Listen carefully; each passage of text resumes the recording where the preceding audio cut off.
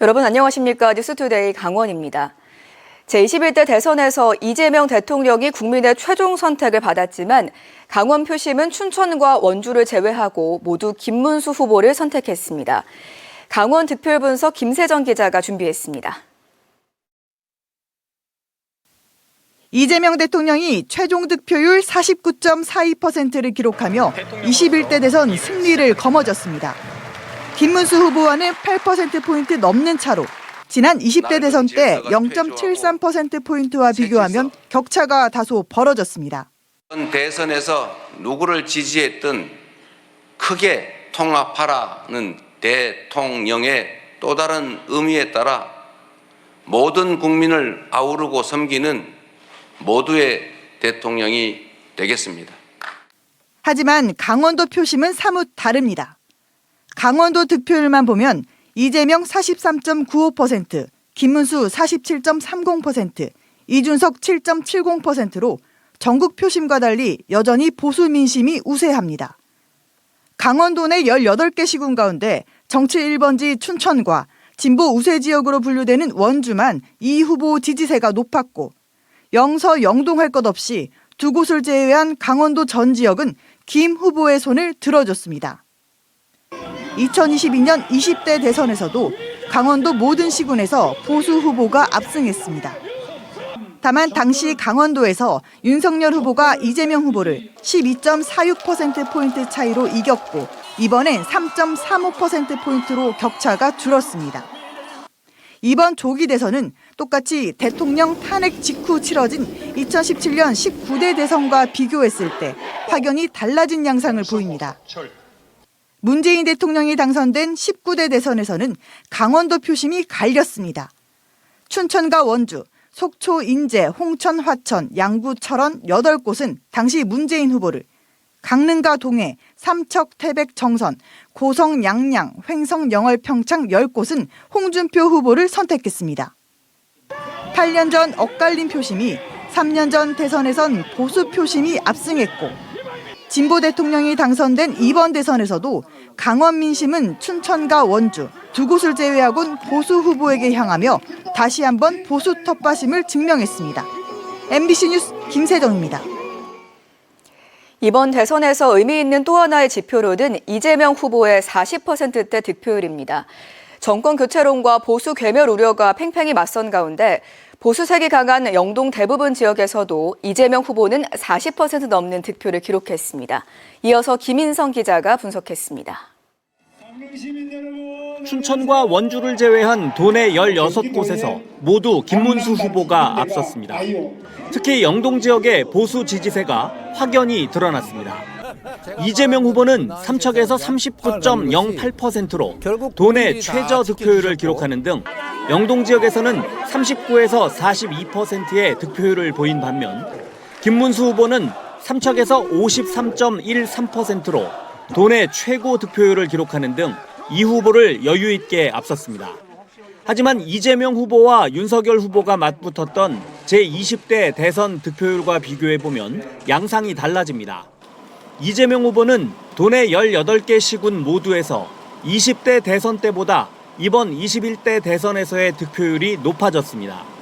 가장 적게 오른 화천군의 경우 20대 대선에서 39.62%였다. 이번엔 40.18%로 득표율이 0.56%포인트 올랐습니다. 이어 인제군은 1.04%포인트, 평창군은 1.30%포인트 득표율이 높아졌습니다.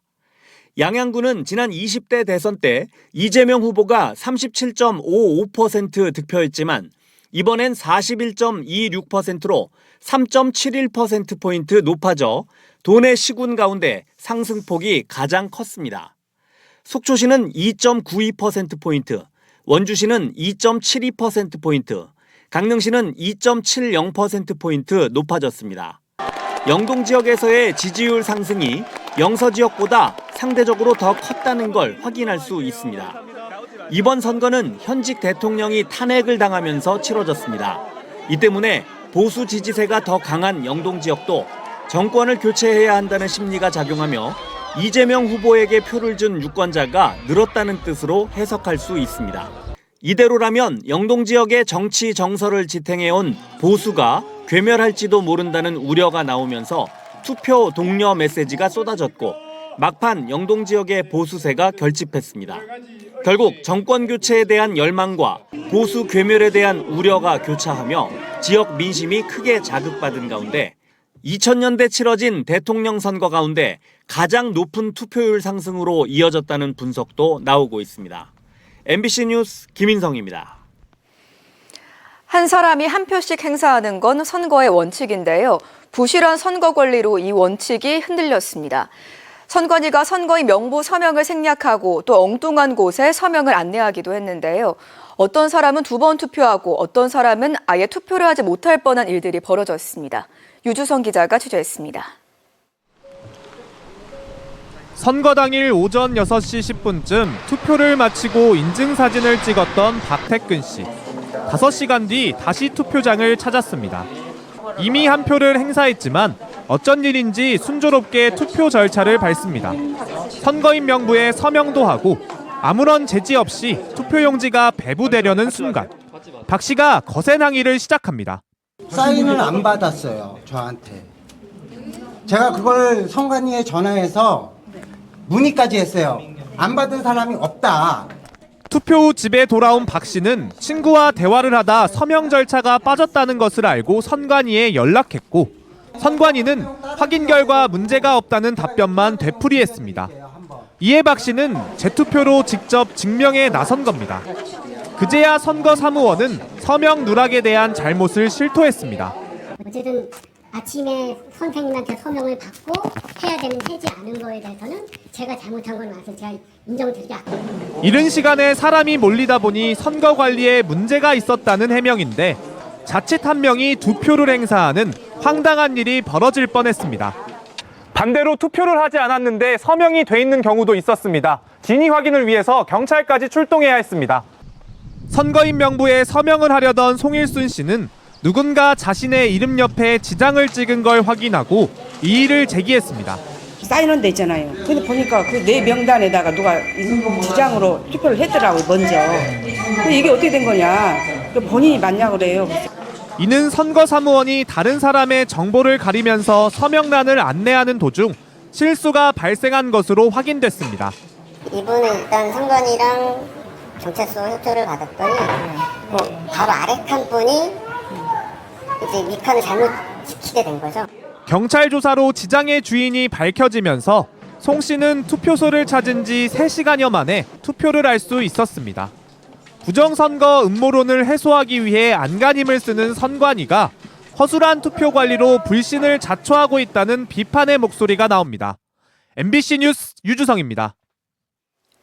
이재명 대통령 당선 이후 더불어민주당 강원 선거대책위원회가 어제 강원도당에서 해단식을 열고 정권 교체의 의미를 강조했습니다. 김도균 도당 위원장은 강원도가 척박한 정치 환경 속에서도 의미 있는 성과를 거뒀다며 대선을 통해 주촛들이 놓였고 내년 6월 3일 지방선거가 강원도의 정치 환경을 완전히 바꾸는 변곡점이 될 것이라고 밝혔습니다. 반면 국민의힘 강원도당은 별도의 해단식 없이 내년 지선준비 체제로 전환하는 분위기입니다. 강원도 선거관리위원회가 공직선거법 위반 혐의 3건에 대해 경찰에 고발했습니다. 도선관위는 지난달 30일 동해시 천곡동의 사전투표소에서 투표용지를 훼손한 A씨와 같은 날 평창군 대관령면 사전투표소에서 투표지를 찢은 B씨를 고발했습니다. 또 태백시 한 투표소에서 선거인 명부에 모친 대신 대리 서명을 하겠다며 소란 행위를 일으킨 C씨도 경찰에 고발했습니다. 21대 대선 투 개표와 관련해 도내에서는 모두 18건의 경찰 신고가 있었습니다. 강원경찰청에 따르면 지난 3일 새벽 5시부터 어제 새벽 5시까지 투표 방해와 소란 1건, 폭행 1건, 벽보 훼손 2건, 교통불편 1건 등이 신고됐고 13건은 오인 신고였습니다. 소란은 태백에서, 폭행은 원주, 벽보 훼손은 속초와 정선, 교통불편은 원주에서 각각 신고됐습니다.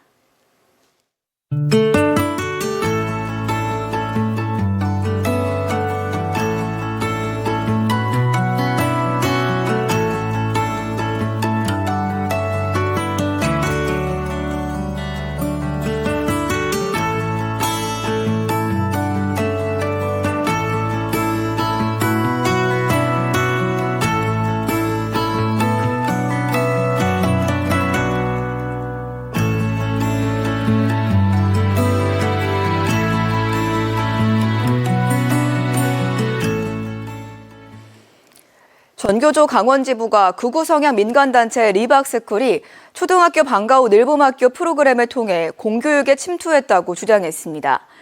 이어 강원 일부 지역에서도 늘봄학교 프로그램에서 특정 정치 성향 교육이 이루어졌다는 제보가 들어왔다며 전수조사와 진상규명을 촉구했습니다. 강원도 교육청은 교육부 전수조사에 협조하면서 필요하다면 자체 조사도 실시하고 학교 현장에서 우려되는 사항이 발생할 경우 즉시 조치하겠다고 밝혔습니다. 이재명 대통령이 취임하면서 조기 폐광 지역 주민들이 정부 차원의 신속한 경제진흥사업 추진에 기대감을 나타내고 있습니다. 석탄공사 도계광업소 조기 폐광에 따른 지역경제 회생대책 마련을 요구하고 있는 도기업 공동투쟁위원회는 새 정부의 출범으로 첨단 가속기 기반 의료 클러스터 구축 등 현재 늦어지고 있는 경제진흥사업에 대한 예비 타당성 조사 결과 발표를 기다리고 있습니다. 태백시 현안대책위원회도 장성광업소가 폐광되고 1년 넘게 청정 메탄올 제조시설 구축 등의 대체 산업이 빨리 확정되기를 기대하고 있습니다. 뿐만 아니라 삼척 영월간 고속도로 착공과 고속철도 확대 등 교통망 확충도 조기에 성사되기를 희망하고 있습니다. 이재명 대통령의 임기 시작과 함께 춘천시가 지역공약 추진에 속도를 내겠다고 밝혔습니다. 먼저 호수 국가정원 조성과 바이오허브 대학도시 구현, 은퇴자 행복마을 조성, 광역교통망 조성, 원도심 재생 활성화 등 이 대통령의 5개 공약 사업과 함께 18개 세부 사업을 현안으로 배치했습니다. 특히 캠프페이지 도시재생 혁신지구 사업은 다음 달 정부 발표가 예정되어 있는 만큼 공모 선정의 의지를 드러냈습니다. 원주시가 오는 10월 2일부터 만 70세 이상 어르신을 대상으로 버스 무료 이용을 시행합니다. 원주에 거주하는 만 70세 이상 4만 5천 명은 전용 교통카드로 월 15회까지 원주 시내버스와 누리버스 모든 노선의 버스를 무료로 이용할 수 있습니다. 버스 무료 이용은 오는 10월 2일부터 시행되며 전용 교통카드는 오는 16일부터 다음 달 말까지 주소지 관할 행정복지센터에서 신청할 수 있습니다.